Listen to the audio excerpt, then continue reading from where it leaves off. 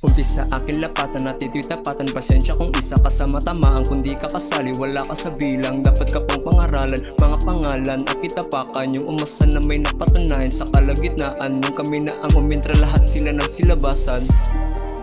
Kala nyo siguro di ko kayo narinig. Nandito ako para itikuman yung bibig. Wala namang laman, di ako magpapatapik. Sa kasigon nyo imbes na pinaging palamig. Kahit nabingi pa yan, di kayo gusto marinig. Mabuti manahimik, di ako nabibilib. Huwag hintayin sa mukha mo, ito'y kalabit.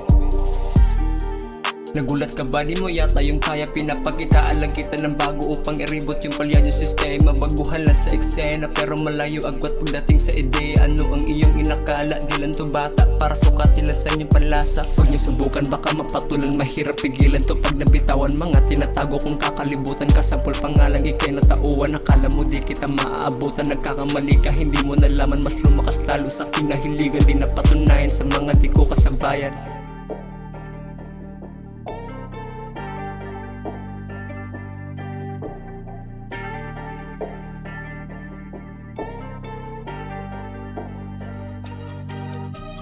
Pinapos mga boss, panapos ako montra.